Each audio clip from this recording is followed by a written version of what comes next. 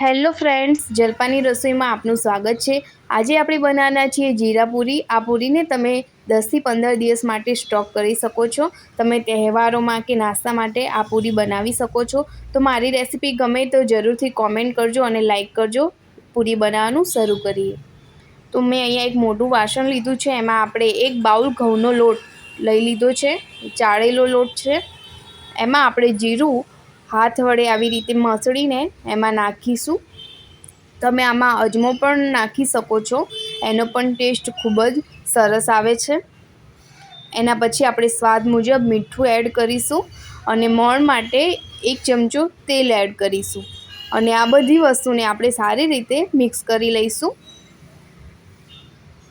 તો તેલનું મોણ આપણે હાથમાં મુઠ્ઠી વડે એવું નાખવાનું છે। તો આપણું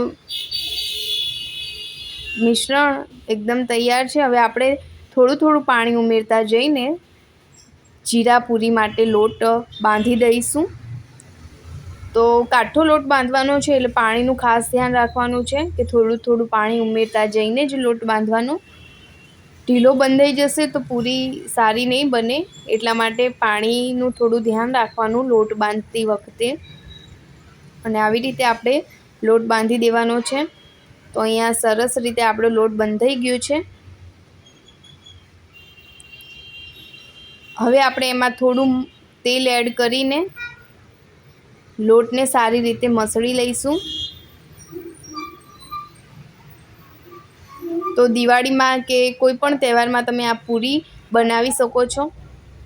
તો લોટ તૈયાર છે, હવે આપણે પૂરી વણીશું। તો એની માટે આપણે આવી રીતે થોડો લોટ લઈને પહેલાં પાટલી ઉપર એનો રોલ વાળી દઈશું અને પૂરી માટેના નાના નાના લુઆ પાડી લઈશું। તો આવી રીતે નાના નાના લુઆ પાડી દેવાના છે।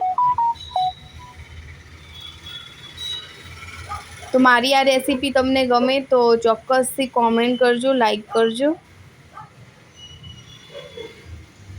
તો હાથ વડે આવી રીતે લુઆ બનાવી દઈશું। તમારે પૂરીની સાઈઝ જેવડી રાખવી હોય એ પ્રમાણેના લુઆ બનાવી દેવાના છે। તો અહીંયા મેં માપની સાઈઝ રાખી છે પૂરીની, એટલે લુઆ એ પ્રમાણે જ બનાવ્યા છે। તો આપણા બધા જ લુઆ બનાવીને તૈયાર છે। હવે આપણે પૂરી વણીશું।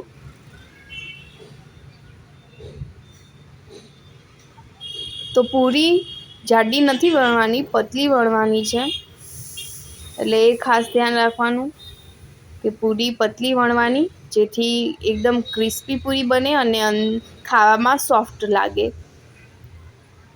મારી ચેનલને સબસ્ક્રાઈબ ના કરી હોય તો ચોક્કસથી સબસ્ક્રાઈબ કરી લેજો અને લાઈક કરો, કોમેન્ટ કરજો। અને આવી કાંટાવાળી ચમચી વડે આપણે કાણા પાડી દઈશું। તમે ચપ્પા વડે પણ કાણા પાડી શકો છો। તો તમે જોઈ શકો છો જીરા પૂરી આવી રીતે આપણે બધી જ પૂરીને વણી લેવાની છે। તો બધી જ પૂરી મેં વણી લીધેલી છે।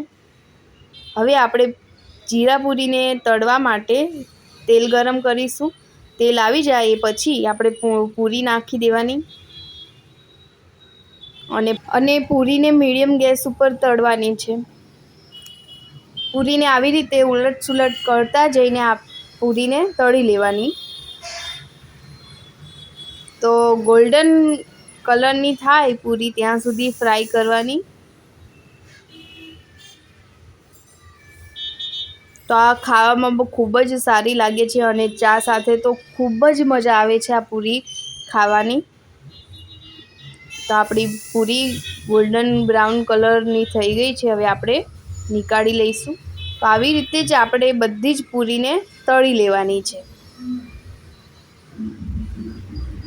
તો ચોક્કસથી આ રેસીપી ટ્રાય કરજો, નાના બાળકોને પણ મજા આવશે ખાવાની। તો તૈયાર છે આપણી બધી જ પૂરી તળી લીધી છે અને તૈયાર છે જીરા પૂરી।